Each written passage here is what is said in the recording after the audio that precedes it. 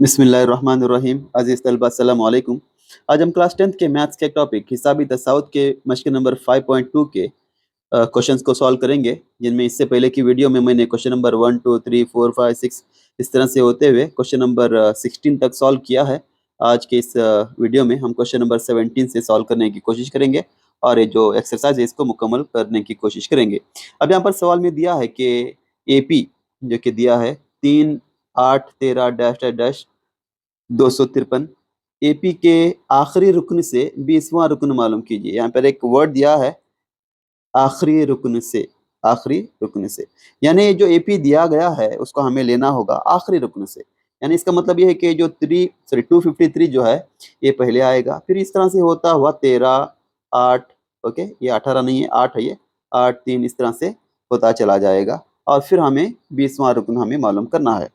तो बहरहाल ये जो AP दिया गया है उसको हम रिवर्स ऑर्डर में लिखेंगे, यानी पहला 253, फिर ये डैश डैश डैश डैश होता हुआ 13 आएगा, फिर 8 और ये 3 आएगा। ठीक है, और यहाँ पर ये जो AP दिया गया है उसके ज़रिए से हमें जो कुछ बेसिक चीज़ें मिलती हैं उसको लिखेंगे, यानी A बराबर, यानी पहला रुकन जो है A 253।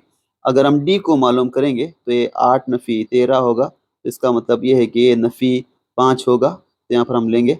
और 20वां रुकन, इसका मतलब ये है कि n बराबर 20, n बराबर 20 यहाँ पर हमें लेना होगा, यानी 20वां रुकन का मतलब होता है A20 को हमें मालूम करना होगा। तो यहाँ पर हम लेंगे, हमें मालूम है कि जो 20वां रुकन है ये क्या होगा, A20 होगा, यानी A20 बराबर A जमा 19D।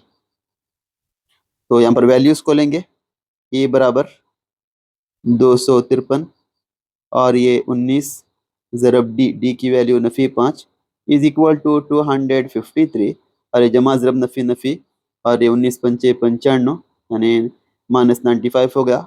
और 253 से अगर हम -95 करते हैं तो ये होगा 158 ये होगा 20वां रुकन। ठीक है, 20वां रुकन, और ये यही इसका जवाब होगा। ठीक है, क्वेश्चन नंबर 18 यहाँ पर देखिए, इसमें दिया गया है कि एक AP में चौथे और 8वें अरकान का हासिल जमा 24 है। इसका मतलब ये है, कह रहा है कि चौथा रुकन का मतलब होता है A4 और 8वां रुकन का मतलब होता है A8 और इन दोनों का हासिल जमा जो है ये 24 है। उसी तरह से फिर सवाल में दिया गया है कि 6वें और 10वें अरकान का हासिल जमा 44 है, यानी 6वें का मतलब क्या होता है A6 और 10वें का मतलब A10 और इन दोनों अरकान का हासिल जमा 44 होता है। ठीक है, तो हमें यहाँ पर मालूम करना है AP के 3 अरकान को हमें मालूम करना है। तो बहरहाल हम यहाँ पर लेंगे। अब देखिए, हमें मालूम है कि जो चौथा रुकन है ये A जमा 3D होता है, 8वां रुकन A जमा 7D होता है और ये 24, और अगर हम जमा करेंगे A जमा A, ये 2A हो गया, और 3A जमा 60 सॉरी 3D और 60D ये जमा 10D हो गया, यहाँ पर है 24 इज इक्वल टू 24 हो गया। ठीक है, इसको मसावात नंबर 1 समझते हैं। उसी तरह से यहाँ पर जो और एक जो वैल्यू दी गई उसके भी हम यहाँ पर वैल्यूज को लेते हैं। A6 का मतलब होता है A जमा 5D और A10 का मतलब होता है A जमा 9D इज इक्वल टू 44। अब यहाँ पर इन दोनों को जमा कीजिए, A जमा A, यहाँ पर भी 2A है और ये 9D और 5D ये 14D हो जाएगा इज इक्वल टू 44 हो जाएगा। इसको मसावात नंबर 2 देंगे। अब हम इसको सॉल्व करने के लिए क्या करेंगे कि मसावात 1 नफी मसावात 2 करते हैं, यानी मसावात 1 को हमें पहला लेना होगा, यानी मसावात 1 जो है वो हम देख सकते हैं कि 2A जमा 10D बराबर 24, और उसी तरह से मसावात 2 जो है ये 2A जमा 14D बराबर 44। ठीक है, यहाँ पर इसको हम इखराज तरीके से भी हल कर सकते हैं, इखराज तरीके से हल करेंगे। यहाँ पर हम देख सकते हैं कि इन दोनों में जो कि 2A मुश्तरक है लेकिन दोनों जमा में हैं, इसलिए यहाँ पर हम मुश्तरक के तौर पर नफ़ी लेने पर ये तमाम जो इनके अलामतें हैं ये तब्दील हो जाएंगे। तो देखिए यहाँ पर ये जमा 2A नफ़ी 2 ये दोनों कैंसिल हो जाएंगे और यहाँ पर ये 10D नफी 14D, ये नफी 4D हो गया। और ये 24 में से अगर हम 44 को नफी करेंगे तो ये नफी 20 हो जाएगा। यानी ये D बराबर नफी 20 बटे नफी 4 हो जाएगा। यहाँ पर हम कैंसिल करेंगे इसको, तो ये नफी नफी कैंसिल, एक 4 एक 4, 4 पंचे 20, यानी D की जो वैल्यू है ये 5 हो जाएगी। ठीक है, D की वैल्यू 5 हो जाएगी। तो यहाँ पर हमें D की वैल्यू मिल गई। अब हमें साथ ही साथ A की वैल्यू को भी मालूम करना है, तो इसलिए मैं मसावात 1 को लेता हूँ। तो मसावात 1 जो है ये 2A जमा 10D बराबर 24, और यहाँ पर D की जो वैल्यू है उसका हम डाल देंगे। तो मैं यहाँ पर लेता हूँ ये 2A जमा 10 ज़रब D की वैल्यू 5 है, इज इक्वल टू 24। ये 2A और ये जमा 10 पंचे 50 हो जाएगा, और ये 24, यानी 2A बराबर ये 24 और जमा 50 नफी 50 हो जाएगा। और 24 में से अगर हम नफी 50 करते हैं तो ये नफी 26 होगा। तो ये बराबर है जो ज़रब 2 है ये तकसीम 2 हो जाएगा। और यहाँ पर अगर हम इसको कैंसिल करेंगे तो 2 1 2, यहाँ पर ये 2 त्रिक 6, यानी ए की जो वैल्यू है ये नफी 13 मिल जाएगी। ठीक है, ए की वैल्यू हमें मिल गई नफी 13। अब सवाल में दिया है कि एपी के एपी के 3 अरकान मालूम करना है। अब एपी के 3 अरकान क्या होते हैं? एपी के 3 अरकान A1, A2 और A3 होता है। A1 जो कि A होता है और ये बराबर नफी 13 जिसको हमने दरियाफ्त किया। A2 A जमा D होता है, और इसके अगर हम वैल्यू को लेंगे, A बराबर नफी 13, D बराबर 5, ये 13 नफी 13 जमा 5, ये नफी 8 हो जाएगा। उसी तरह से A3 को अगर हम लेंगे तो ये A जमा 2D होगा। तो ये जो है नफी 13 और जमा 2 ज़रब D का मतलब होता है 5। तो देखिए यहाँ पर ये नफी 13 और ये 5 दूनी 10, तो नफी 13 जमा 10 ये नफी 3 होगा। यानी इसके जो पहले 3 अरकान जो हैं ये होंगे Nafi 13, Nafi 8, Nafi 3 dash dash dash dash dash. ठीक है, इस तरह से हो जाएगा।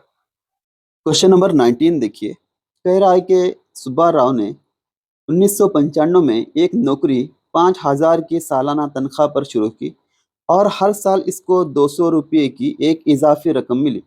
कौन से साल में इसकी आमदनी 7,000 होगी? कह रहा है कि एक सुब्बा राव शख्स जो कि 1995 में उसने एक नौकरी करना शुरू की, जिसकी जो स्टार्टिंग सैलरी थी 5,000 रुपये थी, और हर साल इसे 200 रुपये का इंक्रीमेंट मिला, यानी इजाफी रकम मिली। तो इस तरह से बढ़ते हुए उसकी जो है आमदनी जो है ये 7,000 हो गई। तो यहाँ पर हमें मालूम करना है कि कौन से साल, यानी कितने साल के बाद इसकी जो आमदनी थी वो 7,000 हो गई, इसको हमें मालूम करना है। यानी अब देखिए यहाँ पर एक एपी बनता है। तो सबसे पहले एक जो इसकी जो तनख्वाह थी ये 5,000 रुपये थी, फिर 200 रुपये सेकेंड यानी दूसरे साल में ज़्यादा हो गई, यानी ये 5,200 रुपये हो गई। फिर उसी तरह से 5,400 हो गई। इस तरह से ये सैलरी जो है इसकी बढ़ते बढ़ते हुए ये 7,000 तक पहुंच गई। ठीक है, 7,000 तक पहुंच गई। यहाँ पर हमें जो एपी मिलता है उसके ज़रिए से इसकी वैल्यू लेंगे। यानी पहला जो रुकन है ये 5,000 है, तो ये बराबर 5,000 लेंगे। डी यहाँ पर जो फ़र्क है ये 200 का है, तो यहाँ पर डी बराबर 200 लेंगे। यहाँ पर ये जो 7,000 जो है ये आखिरी रुकन है, तो इसका मतलब है कि एन दिया गया है, इसको हम लास्ट टर्म भी कहते हैं। तो यहाँ पर आखिरी रुकन को एन से भी जाहिर करते हैं, तो ये है 7,000। और हमें यहाँ पर मालूम करना है कि कौन से साल में, इसका मतलब जिसको हम एन से जाहिर करेंगे तो एन बराबर हमें मालूम करना है। अब देखिए यहाँ पर दिया गया है कि एन बराबर हमें मालूम है कि एनवा रुकन दरियाफ्त करने का जो ज़ाबिता होता है एन बराबर ए जमा एन नफी 1 ज़रब डी होता है। तो इसकी वैल्यू को यहाँ पर हम लेंगे। अब ए बराबर ये 5,000 रुपये लेंगे और एन हमें मालूम करना है, एज इट इज रखेंगे। डी बराबर ए 200 है और ए एन की जो वैल्यू है 7,000 यहाँ पर दिया गया है, इसको हम लेंगे। यहाँ पर देखिए ये 7,000 और ये जमा 5,000, ये नफ़ी 5,000 हो जाएगा, और इज इक्वल टू यहाँ पर एन नफ़ी 1 और ये ज़रब 200। ये 7,000 में से अगर हम 5,000 को नफ़ी करेंगे तो ये बाकी रहेगा 2,000, और इज इक्वल टू यहाँ पर एन नफ़ी 1 को रखेंगे, और ये जो ज़रब 200 है ये तकसीम 200 हो जाएगा, और तकसीम 200 होने पर यहाँ पर ये 0 0 0 0, 2 1 2 और 2 10 20, यानी यहाँ पर ये 10 बाकी रहेगा। और यहाँ पर ये जो नफी एक है इसको अगर हम इधर ले आएंगे तो ये जमा एक हो जाएगा और यहाँ पर यन बाकी रहेगा, यानी यन बराबर 10 जमा 1 11। इसका मतलब ये है कि 11 साल बाद जो है उसकी जो सैलरी है ये 7,000 रुपये हो जाएगी। यहाँ पर हम सेंटेंस में भी लिख सकते हैं कि 11 साल बाद सुब्बाराव की जो तनख्वाह है वो 7,000 हो जाएगी। इस तरह से इसे लिख सकते हैं। एक आखिरी क्वेश्चन देखिए यहाँ पर, क्वेश्चन नंबर 20 कह रहा है कि रामकली ने पहले हफ्ते में 5 रुपए की बचत की और फिर उसने अपनी हफ्तेवार बचत 1.75 से बढ़ा दिया और 90वें हफ्ते में उसकी हफ्तावार बचत 20 रुपये 75 पैसे हो गई। तो यन हमें मालूम करना। देखिए यहाँ पर ये जो रामकली है इसने किसी एक हफ्ते से 5 रुपये बचाए, किसी एक हफ्ते में 5 रुपये उसने बचाई, यानी सबसे पहला जो है 5 रुपये उसने बचाए। फिर उसके बाद के जितने भी हफ्ते आते चले गए उसने 1.75 पिछले हफ्ते से बढ़ा दिए, यानी पिछले हफ्ते में 5 रुपए थे तो उससे इसके बाद के जो हफ्ते में 1.75 रुपये और बढ़ा दिए तो ये हो जाएगा 6.75। इस तरह से ये बढ़ते चले गए और आखिर में उसने 20 रुपये 75 पैसे बचाए। यहाँ पर हमें ये जो दिया गया है एक हिसाबी तसाद बनेगा और हिसाबी तसाद बनने पर हम यहाँ पर यन की वैल्यू को मालूम करना है। जो पहला रुकन है ये 5 है तो ये बराबर 5, डी बराबर जो कि कॉमन डिफरेंस यानी फर्क कितना है, यहाँ पर 1.75 का फर्क है, यहाँ पर लेंगे 1.75। ये 20.75 ये आखिरी रुकन है जिसको हम ए एन से जाहिर करते हैं।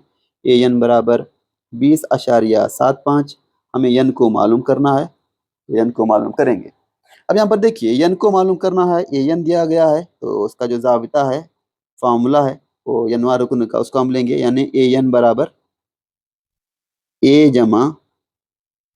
जमा यन नफी एक ज़रब डी। इस तरह से भी रिवर्स फॉर्म में फार्मूले को ले सकते हैं क्योंकि ए एन की वैल्यू दी गई है, ठीक है। या फिर ए एन बराबर ए जमा यन नफी एक, जो कि इससे पहले के क्वेश्चन में हमने सॉल्व किया था, उस तरह से भी कर सकते हैं।